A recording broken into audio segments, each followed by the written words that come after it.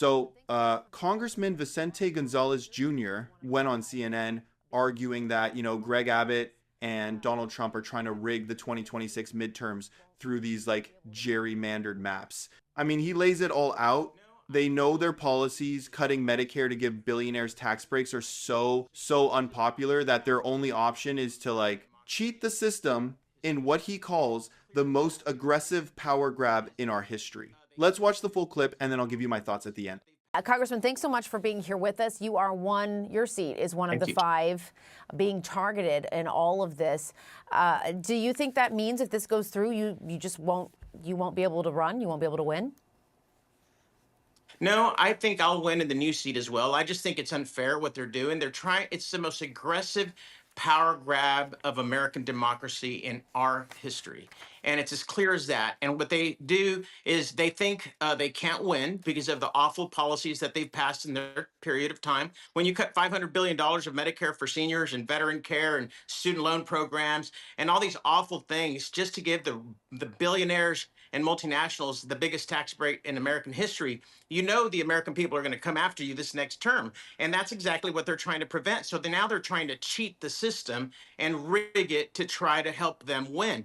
I feel confident that anywhere in South Texas that I can succeed and win the election, because at the end of the day, we're all Texans and we're watching very closely and people are upset. We've never in our history seen a Texas governor bow to a New Yorker the way we are seeing this governor do. And these Texans that are around the country trying to hold the line of democracy are real heroes.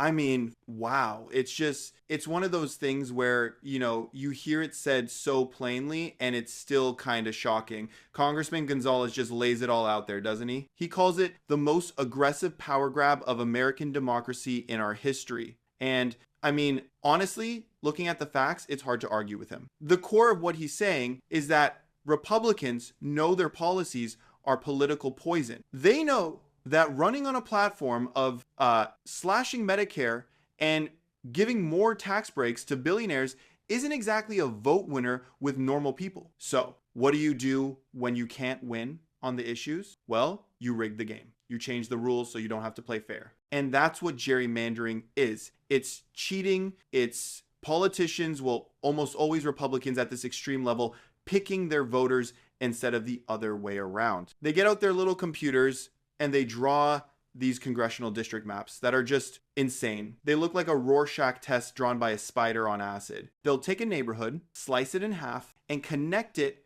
to another group of voters 50 miles away with a tiny little corridor that runs along a highway. The whole point is to either cram all of your opponent's voters into one or two districts, that's called packing, or to spread them out across a bunch of districts so their vote is diluted and they can't win anywhere. It's profoundly, fundamentally anti-democratic. It's just wrong. He brings up Texas, and that's probably the best, or I guess worst example of this. You look at the 2020 census data, the state grew by millions of people, and something like 95% of that growth was from minority communities, Hispanic, Black, and Asian Texans. So the state gets 2 new congressional seats. You'd think, logically, that these new maps would reflect that growth, right? Maybe create new districts where those communities could elect a candidate of their choice. Nope, they did the exact opposite. The Republican legislature drew a map that actually reduced the number of majority-minority districts. I mean, you have to just sit with the audacity of that for a second. They saw the demographic writing on the wall and just decided to erase it. And this gets back to the why of it all, which Gonzalez nails. You don't do something this blatant, this corrupt, unless you're desperate. You do it because you know you can't win a fair fight. He mentions cutting $500 billion from Medicare and veterans care. That's not a hypothetical. Those are the kinds of cuts that show up in official Republican budget proposals, like from the Republican Study Committee. They want to do that. They also want to make the previous administration's tax cuts for corporations and the super rich permanent. They know that if they have to go to the voters and say, hey, we're going to cut your mom's health care to give our donors another tax break, they'd get wiped out. Gerrymandering is their insurance policy against democracy. The damage this does is just, it's hard to overstate. I mean, it's not just about who wins or loses an election. It creates these super safe seats where the only election that matters is the primary.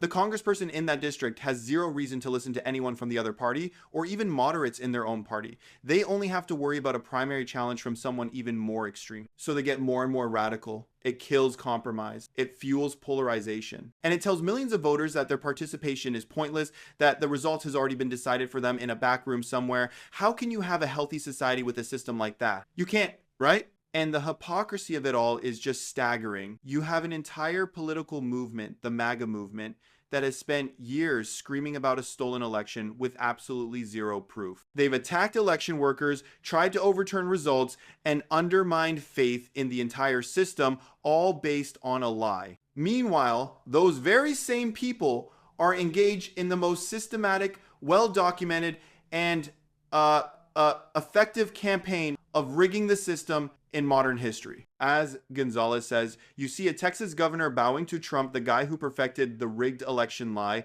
while his own party engages in the actual rigging. It's projection on a scale that is just mind-blowing. This isn't just a Texas thing either. It's a national strategy. You see it in Wisconsin, where the state is basically a 50-50 state in presidential elections, but the legislature is permanently, overwhelmingly Republican because of gerrymandering. You see it in North Carolina, in Florida. Wherever the GOP has the power to draw the maps, they use it to create an impenetrable fortress for themselves. It's a quiet, slow motion crisis for democracy.